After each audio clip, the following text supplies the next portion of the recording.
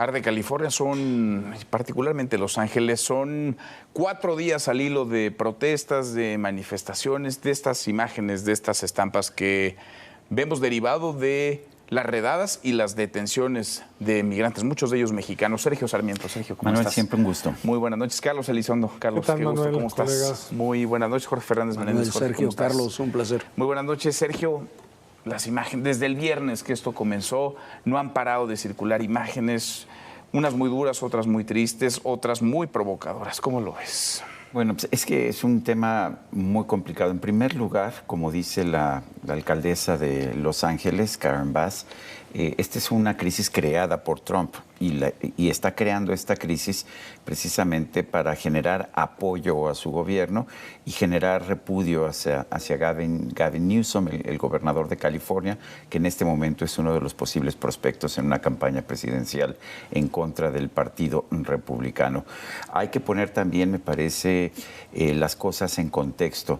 Las redadas han sido muy provocativas, las redadas de ICE, el Immigration Service de los Estados Unidos, pero las protestas en realidad hasta este momento se han mantenido bastante restringidas. Al centro de Los Ángeles nada más, son unas cuantas cuadras donde estamos viendo las protestas. No estamos viendo que esto se esté extendiendo al resto de Los Ángeles, que es una de las ciudades más extensas del mundo, tiene 87,000 kilómetros cuadrados y está formada por un montón de condados, de los cuales solamente el condado de Los Ángeles es una parte pequeña en el centro. Estamos viendo que quienes participan en las protestas van con un ánimo también, no sé si de ayudar a Trump o de ser desafiantes. Han llevado banderas comunistas, banderas de la Unión Soviética, ondean banderas mexicanas, mientras queman automóviles. Han quemado unos cuantos automóviles allá en el centro. Patrullas, sí, y las utilizan como escenografía para fotografías. Y digo esto porque en sí la violencia no tiene nada que ver, por ejemplo, con los disturbios de 1992, cuando Rodney King fue primero golpeado en 91 y después los policías que lo golpearon fueron liberados. Recordemos que en esos disturbios hubo 63 muertos y sí se extendió la violencia a todo lo largo y lo ancho de Los Ángeles.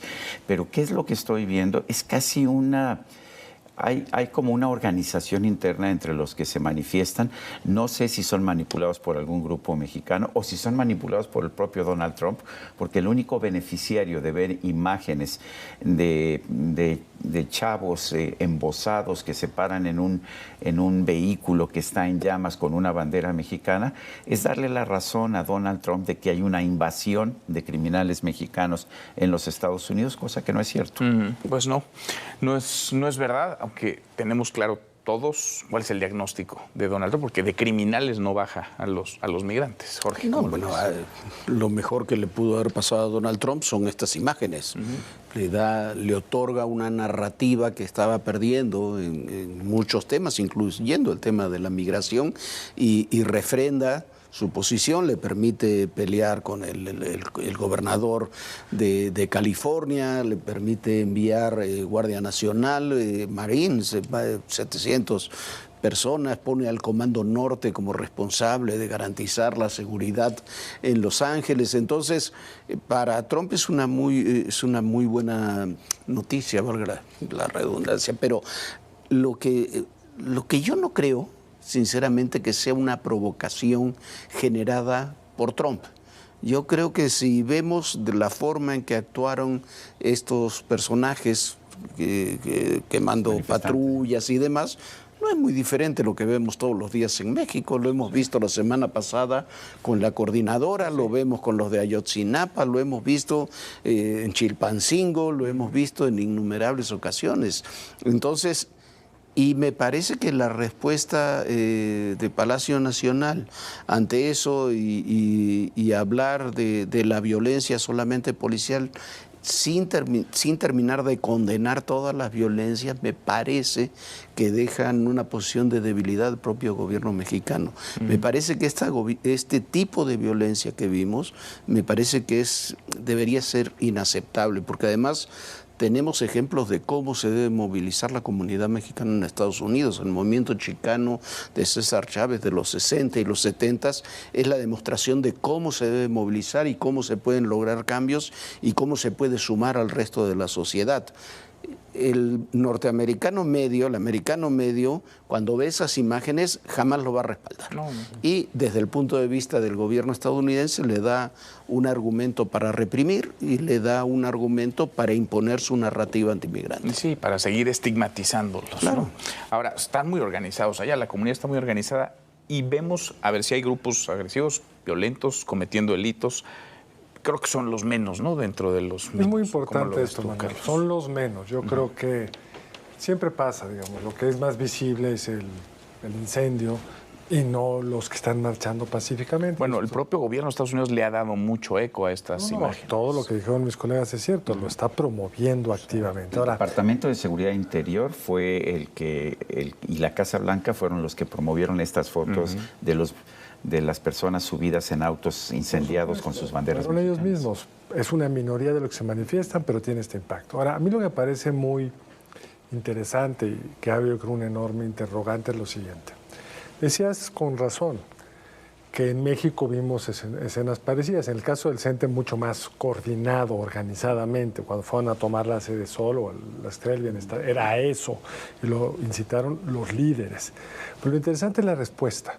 La respuesta militar o policíaca en Estados Unidos es un motivo que le puede... el objetivo es generar empatía política, ganar la batalla mediática, acorralar al gobernador, mientras que en México las autoridades desde siempre, más reaccionan lo contrario, abriendo las puertas, destruyan los que destruyan. Sería inimaginable una respuesta como la de Estados Unidos en México. ¿Cuál es el argumento normalmente que usan las autoridades mexicanas, con razón, para no hacer acciones policíacas, militares o de violencia, pues que van a atizar el fuego? La gran pregunta para mí es qué va a pasar en Estados Unidos. ¿Se va a atizar el fuego o va a poderlo contener? Y en los dos casos Trump, como siempre hábilmente, puede jugar a ganar. Si esto se desaparece pronto, va a decir, ya ven, yo llegué, lo frené. Recuerden las escenas de violencia, ese gobernador incompetente no pudo, yo sí pudo. Si se extiende, y hay alguna evidencia que en San Francisco y otras ciudades está empezando a moverse, hay algunas convocatorias a movilizarse en Nueva York, pues entonces podríamos ver lo que estaba deseando, una movilización grande que justifique lo que hasta ahora había sido, a mi juicio, una intervención militar de la Guardia Nacional, de los Marines, que no tiene que ver con la dimensión del problema, además de que probablemente es violatorio de la ley, pero siempre está el riesgo de que esto se inflame más y lo que parecía una medida mediática inteligente se vuelva realmente un costo político. Ahora, no es casualidad que empiece por Los Ángeles, ¿no? En Los Ángeles, donde hay una comunidad latina, pero sobre todo mexicana enorme. Sí, es una provocación, claramente lo está haciendo, lo ha dicho la propia alcaldesa de Los Ángeles, que es una provocación y que eso es lo que está tratando de hacer. Lo curioso del caso es que en realidad Trump está ganando la batalla más importante en el campo migratorio. El pasado mes de abril hubo 12,000 encuentros, esto es, detenciones y expulsiones de personas indocumentadas en la frontera suroeste de Estados Unidos. Para que tengamos una idea, en los años anteriores, en el mes de abril, había 190 y tantos mil, 200,000, 211,000, 230,000 y ahora fueron nada más 12,000. La parte importante de sus promesas de campaña, porque hizo dos en materia migratoria, realmente ya la consiguió, ya logró frenar el flujo de migrantes indocumentados. Prometió también que iba a expulsar 1,000,000 de inmigrantes indocumentados al año, de los que ya están viviendo en Estados Unidos. Aquí lo curioso del caso es que no lo ha logrado. Dijo que iba a ir en contra de los criminales, pero en realidad está deteniendo a quien quiere y a quien puede. Casi aleatoriamente, van a un aleatoriamente, sí. De hecho, estaba viendo un video hace unos minutos de una turista chilena que la detuvieron en la calle porque no tenía sus papeles de su pasaporte en ese momento. Iba con su hija de 12 años y dejaron a la hija de 12 años abandonada en la calle, pero era una turista. Era una turista. Entonces, estos son mensajes también que son muy peligrosos incluso para la economía de Estados Unidos. O sea, ya no es seguro ser turista en los Estados Unidos. Es curioso, antes nos decían es que no es seguro ser turista en México. Ya no es seguro ser turista en los Estados Unidos porque estamos viendo realmente redadas que además ni siquiera es que tengan un gran rendimiento en términos de indocumentados detenidos. La del viernes que provocó todo estos disturbios en el centro de Los Ángeles, pues capturaron a 44 migrantes, 44 personas y además a un activista que se oponía a que los detuvieran. Son 45 personas. Para lograr 1 millón de deportaciones al año, pues necesita estar deteniendo mucha más gente. Pero el problema es que se están repartidos por todo Estados Unidos y realmente tendrías que tener una estrategia fascista de ir a cada uno de los centros de trabajo y aterrorizar a toda la población para hacerlo. Y yo creo que para eso no va a tener el respaldo de la población de Estados Unidos. Lástima de estas imágenes de mexicanos con banderas mexicanas haciendo daños en propiedad, porque pues eso sí le genera apoyo a Trump. No, y un costo al gobierno de México, un costo a México, un costo a millones de mexicanos. Claro, eso lo que lastima es a los paisanos que están allá y, como decía Carlos, los que se manifiestan pacíficamente o se pueden manifestar pacíficamente, pero también es un reflejo, yo insisto, de lo que vivimos durante muchos años aquí. Y no nos engañemos, si la gente que ve la televisión y las imágenes de México, los migrantes, los paisanos que viven allá ven que eso se puede hacer, que tú puedes quemar un lugar, que puedes incendiar un rollo, que los manifestantes pueden ir embosados. También, también va a haber un grupo que lo va a replicar. ¿Quién sabe? Porque mira, ya el FBI está buscando quiénes son esos señores, que es otra gran diferencia con México. No, claro. Embosados o no, creo que hay una buena probabilidad que los encuentren. Como aquí los podrías encontrar perfectamente bien también. No tienen el interés. Claro. Ahora, otro tema que me parece bien interesante es para la presidenta, pues va el domingo a Canadá. Claro. Aceptó que bueno, ir a la reunión del G7, se va a encontrar con Trump y vamos a ver si de aquí nos sale alguna de estas escenas que a Trump le gustan tanto, porque la presidenta, como bien dijiste, pues ha sido muy tímida respecto a la violencia de estos minoría de mexicanos o latinos incendiando carros, etcétera, y ahí puede haber un choque de algún tipo.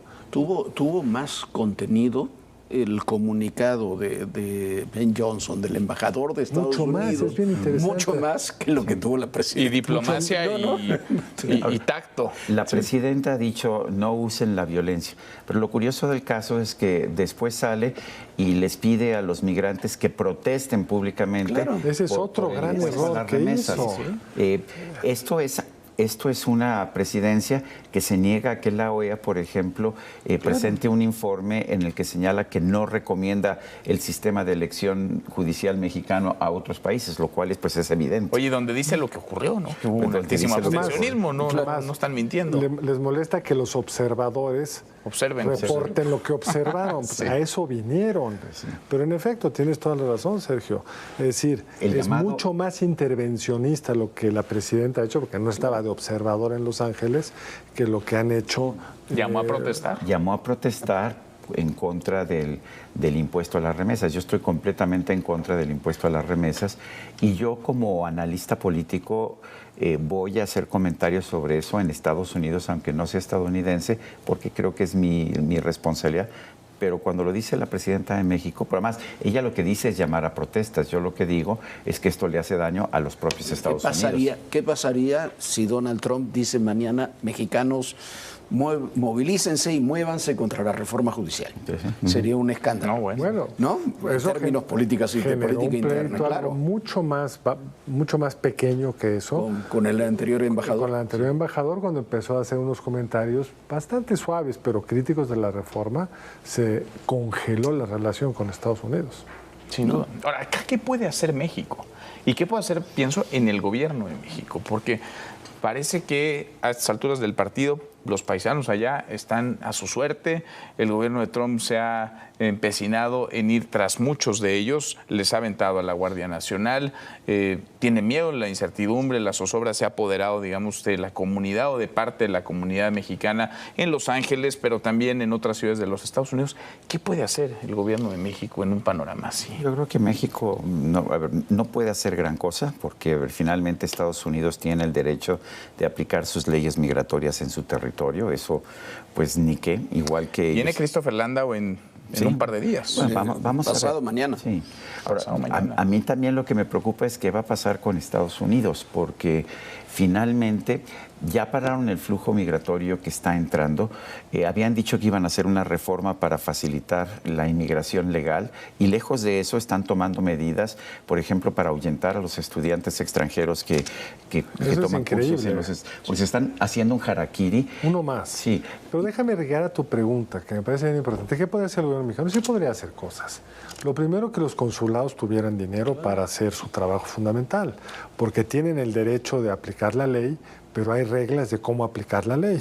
Y los países de los ciudadanos afectados, en este caso mexicanos, tienen obligaciones respecto a los ciudadanos que requieren personal calificado, recursos para atenderlos, apoyo jurídico en su caso, etcétera.